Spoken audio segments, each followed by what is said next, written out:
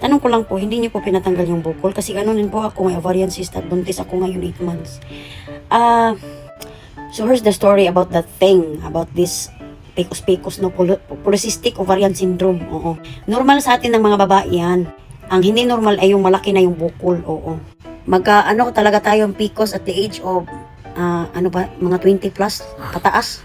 So ngayon, noong 2021 ba to? Nagpa-check up, tapos nagpa-pap smear ba?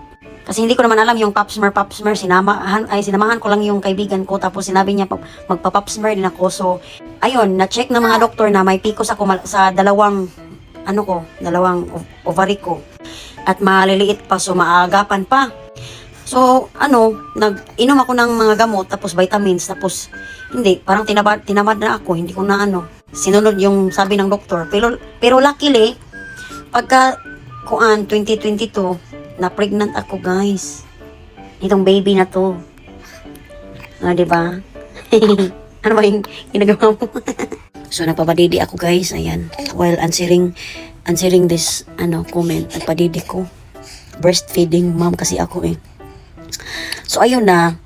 Hindi ko in-expect na mabuntis ako, guys. Ganun. Nagtaka ako kasi ilang ulit naman kaming, nag-try ng asawa ko na mabuntis ako. Pero wala talaga. Until nag 3 years old yung pangalawa kong anak, ayun, nabuntis ako. Oo. So, sa may mga PCOS dyan, guys, na nawawala ng pag-asa. Huwag kayong mawala ng pag-asa. May PCOS ako, oh. Oo, diba? Nalaman ko may PCOS ako, guys, 2021. 2021 ba yan? 2022. Tapos nabuntis ako 2023 pala, hindi 2022. Wow.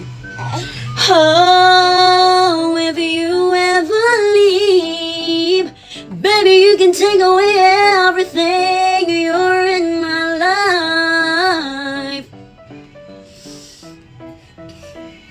Muna siya. So, wag kayong mawala ng pag-asa, guys. Kasi, especially pag maliit pa yan, mawawala rin yung PCOS na yan, oh. Mabibigyan din kayo ng anak. Katulad ko. Diba? Katulad ng kaibigan ko. Oo. Diba? Huwag kayong mawala ng pag-asa kasi darating din yan. Darating din kayo sa ganyan, diba? Ibibigay din yan ni Lord katulad nito. Ay, taba ching ching. Taba ching ching ching ching ching ching. Taba ching ching. Taba ding ching. So muna siya. Nako'y PCOS pero karon happy na ko. Nawala yung PCOS ko tapos may baby na ako. So babay na. Mura to ko matubag. Hindi ko inalis yung bukol sa ko. Well, hindi naman siya lumaki. Tapos nawala rin siya ng kusa. So, salamat.